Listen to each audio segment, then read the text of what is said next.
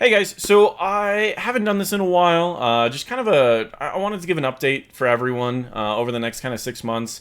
I'm doing all right with the whole COVID thing. If you guys don't know, I normally work marketing, so nobody's really marketing right now, or at least most companies aren't because they can't really sell anything. So my clients have been down, but at the same time, you might have been noticing that I've been doing less content as far as Here's the Storm, any game really.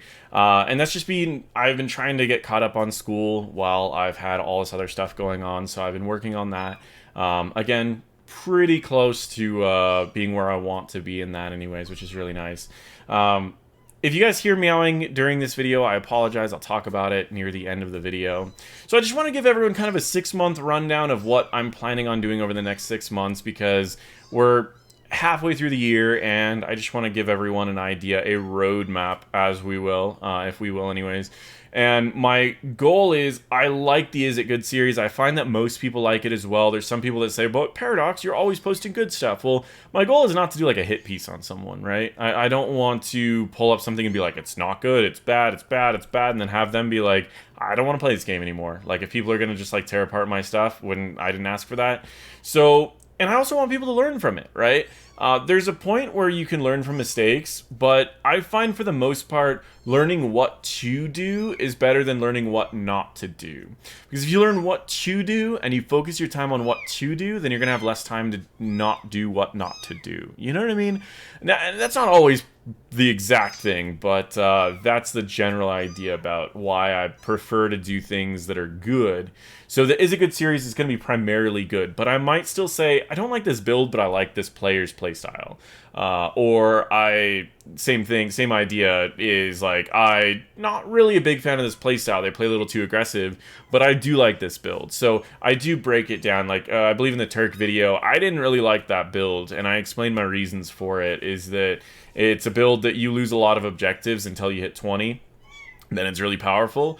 Well, you don't normally want those builds because if the enemy team is good at knowing when to close out a game, they close out a game before that. Anyways, we like the Is It Good series. We're going to keep that up over the next 6 months. My goal is one Is It Good video every week for the next 6 months. So that at the bare minimum is what, like 4 times 6, 24 videos, but at least, so there might be more than that. I want to hit at least half the roster.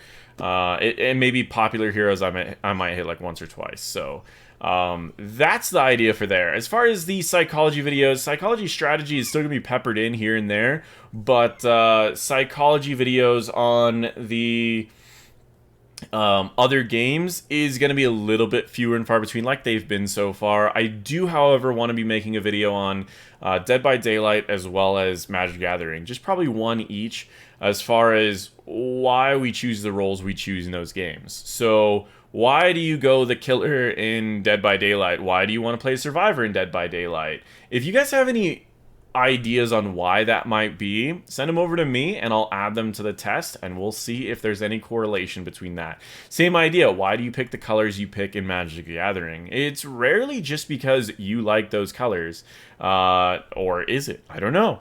If you have ideas on why people pick blue, feel free to shoot me an email, let me know your thoughts on that and I'm going to add that in there. But yeah, other than that, that's kind of the plan. I do want to do a little bit of coaching stuff as far as some psychology behind coaching. I have taken a lot of courses in sports psychology. In fact, if I wanted to have it, as far as a master's in sports psychology, I would only actually be like 2 classes away from getting it. That's not really the plan, but it is something that I could have relatively quickly. That being said, guys, I have enough of those classes, and it would be something that I think would be interesting. And again, what I think is interesting, not always what everyone does, but if you're here, you might find it interesting too, of what sports coaches do that esports coaches aren't doing. A lot of times with esports coaches, it's just like a grandmaster player that's like, I'm a coach now. I'm good, which means that I can tell people how to be good. But there's actually so much in the middle that people just don't understand. There's so much about teaching in a way that people understand, rather than just telling people what to do and it works, that people are missing. In fact, when I first started coaching, my stats for coaching were not that great. I just assumed that people I could teach people what to do, but they just wouldn't be able to improve. And then I've slowly changed and adapted my strategies, and I've been tracking everyone that I've been coaching, and now I've been able to move people up on an average of 2 full tiers. So from like bronze to gold, or from silver to platinum. And it's been taking time of me adapting myself as a coach as well, despite the fact that my in-game skill level hasn't really changed, but my level as a coach has improved a lot. And so there's a whole beast to coaching that you have to kind of learn in a different way than just playing the game and improving at the game. So if you guys want more about that, that's something that I've been kind of thinking on the side. Let me know if you guys want to know like more about sports psychology, and I'll specifically cater it towards esports, because that's been my specialty anyways. But if that's something that you guys want to know, is like how to coach better or how to self-coach better, I've been tempted to do some series on that. Let me know. Anyways, if that's not something that's interesting you, moral of the story, we're going to have more Is It Good series, more psychology videos, more Here's the Storm content over the next 6 months. We're closing on 50,000 subscribers. So if you're watching this video and you're not a subscriber, hint? I don't know. And if you don't subscribe for that, you might subscribe for the kitties. So with that being said, give me 1 minute. Sorry, I'm missing just one. If I can find the one,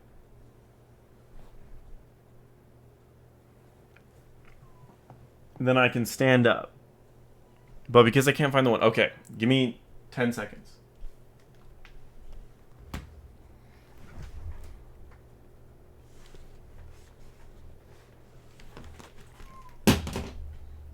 Oh, did I drop my headphones?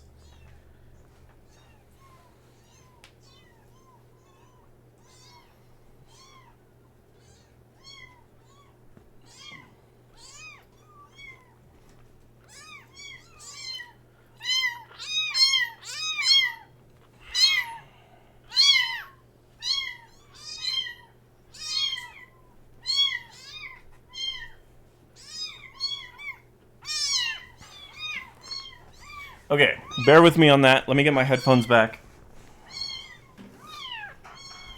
So, if you guys are hearing meowing, which I hope you are, but I hope you don't hear it in future videos, that brings up the next portion of this video, which is how you guys can make a difference during this COVID crisis. You're gonna bite me?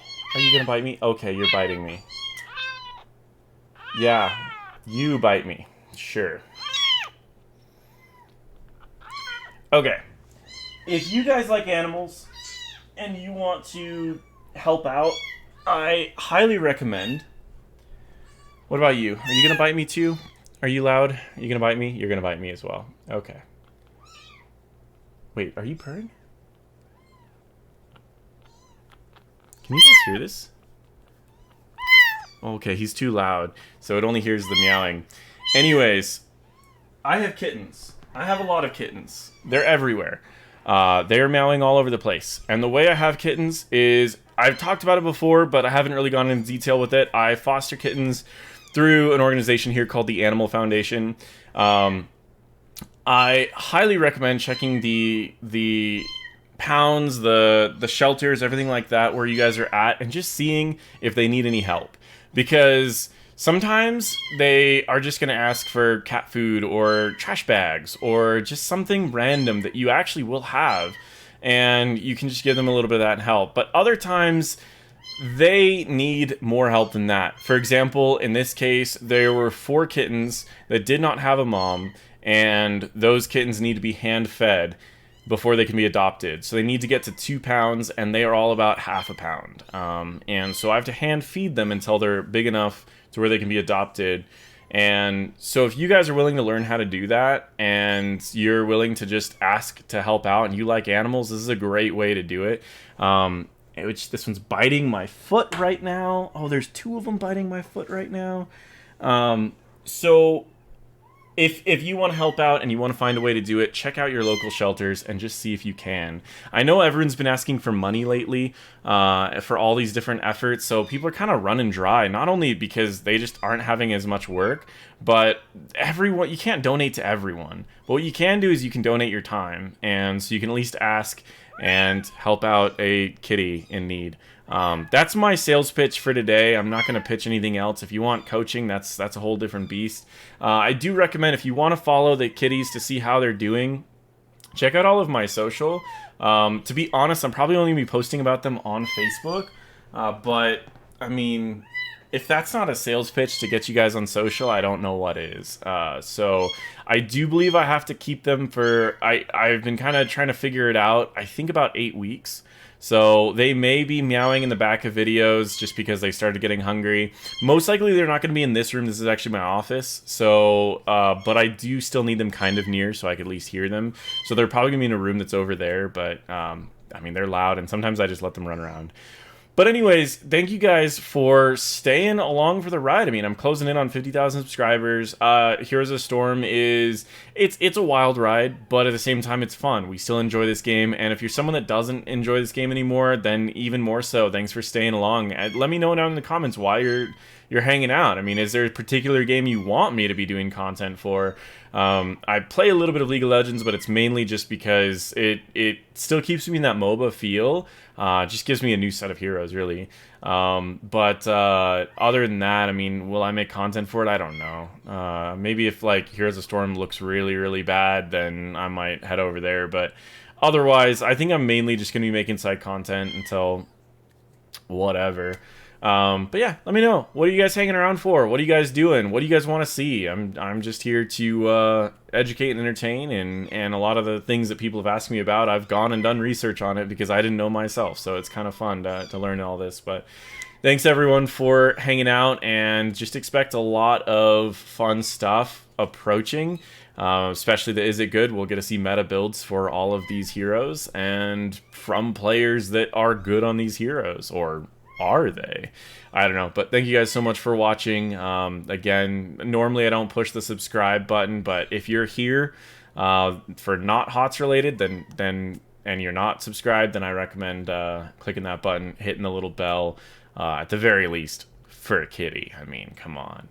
But yeah, make sure to do all of that, everything that I've said, and expect some HOTS content over the next 6 months. So thank you guys so much for watching. Feel free to check out all of my other videos, as well as check out the description, follow me wherever to just stay updated on everything.